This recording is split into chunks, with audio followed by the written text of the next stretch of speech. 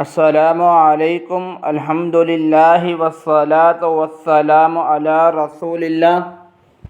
اما بعد وقال اللہ عز وجل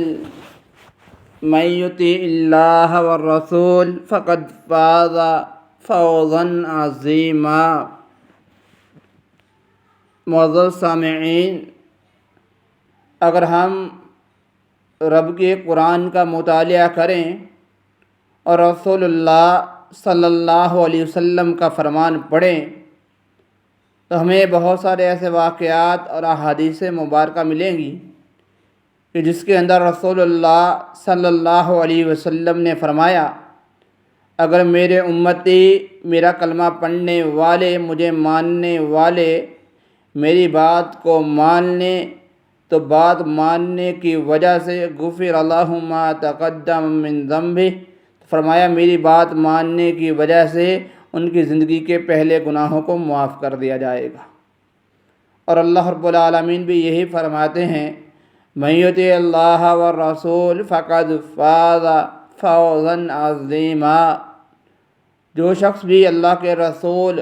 صلی اللہ علیہ وسلم کی بات کو مانے گا، ان کی اتباع کرے گا، فقد فاز فوزا عظیما، تو وہ بہت بڑی کامیابی کو پالے گا، کامیابی کو حاصل کر لے گا۔ تو میرے محترم بھائیوں، گزشتہ چند دنوں سے ہم وضو کے حوالے سے بات کر رہے ہیں، تو کل بھی ہم نے وضو کے حوالے سے ہی بات کی تھی، تو آج آپ حضرات کے سامنے اس بات کو بیان کیا جائے گا کہ رسول اللہ صلی اللہ علیہ وسلم نے ان لوگوں کے بارے میں کیا کہا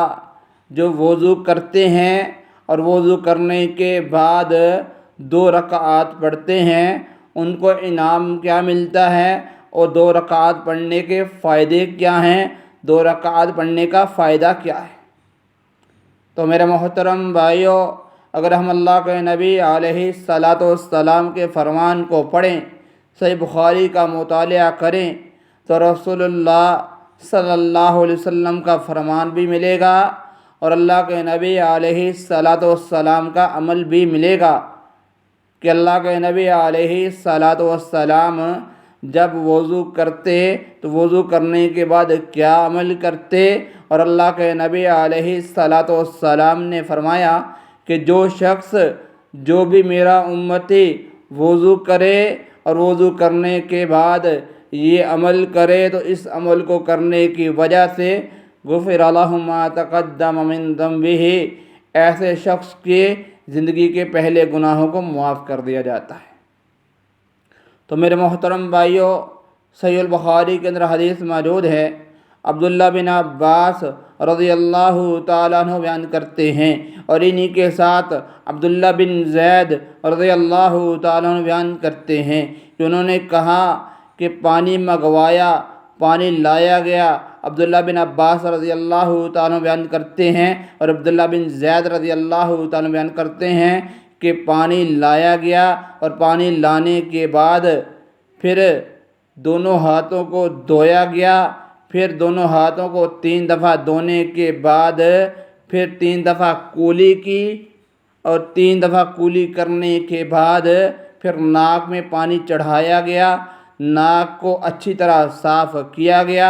پھر اس کے بعد 3 دفعہ منہ کو، چہرے کو دھویا گیا، اور چہرے کو دھونے کے بعد پھر کہنیوں تک بازوؤں کو دھویا گیا۔ پہلے دائیں بازو کو دھویا گیا، پھر بائیں بازو کو دھویا گیا، پھر اس کے بعد سر کا مسح کیا گیا، اور پھر اسی طرح 3 دفعہ دائیں پاؤں کو دھویا، اور 3 دفعہ پہلے دائیں پاؤں کو دھویا، پھر بائیں پاؤں کو دھویا۔ پھر انہوں نے کہا کہ جیسے ہم نے وضو کیا ہے ایسا ہی وضو ہم نے رسول اللہ صلی اللہ علیہ وسلم کو کرتے ہوئے دیکھا، یعنی کہ جیسے ہم نے وضو کیا ہے ویسے ہی رسول اللہ صلی اللہ علیہ وسلم نے وضو کیا۔ تو آپ علیہ الصلاۃ والسلام نے فرمایا کہ جو شخص میرے جیسا، یعنی کہ رسول اللہ صلی اللہ علیہ وسلم جیسا وضو کرے اور وضو کرنے کے بعد 2 رکعات پڑھے 2 نفل پڑھے تو فرمایا 2 نفل ایسے پڑھے کہ ذہن میں کوئی وسوسہ نہ آئے، کوئی دوسری بات نہ آئے، اور وہ دھیان کے ساتھ دل لگا کے خشوع اور خضوع کے ساتھ 2 نفل پڑھ لے۔ تو رسول اللہ صلی اللہ علیہ وسلم نے فرمایا جو اچھی طرح وضو کرتا ہے، وضو کرنے کے بعد 2 رکعات پڑھتا ہے، 2 نفل پڑھتا ہے، غفر لہ ما تقدم من ذنبہ، اس بندے کے زندگی کے پہلے گناہوں کو معاف کر دیا جاتا ہے۔ تو اس لیے رب العالمین بھی فرماتے ہیں نا، من یطیع اللہ والرسول فقد فاز فوزا عظیما، فرمایا جو اللہ اور اس کے رسول نبی محمد صلی اللہ علیہ وسلم کی بات کو مانتے ہیں، اس پہ عمل کرتے ہیں، وہ کامیاب ہو جاتے ہیں۔ تو اس لیے میرے محترم بھائیوں، جب بھی ہم وضو کریں تو وضو کرنے کے بعد 2 نفل 2 رکعات پڑھ لیا کریں، تاکہ ہمارا رب بھی ہمارے گناہوں کو معاف کر دے، بخش دے، زندگی کے پہلے گناہوں کو معاف کر دے۔ اس لیے جب بھی ہم وضو کریں، جب بھی آپ حضرات وضو کریں، ہمیں وضو کرنے کے بعد 2 نفل کا 2 رکعات کا اہتمام کرنا چاہیے۔ اللہ تعالیٰ سے دعا ہے کہ اللہ تعالیٰ حق بات کو سمجھ کر اس پر عمل کرنے کی توفیق عطا فرمائے۔ وما علینا الا البلاغ المبین، الحمد للہ رب العالمین۔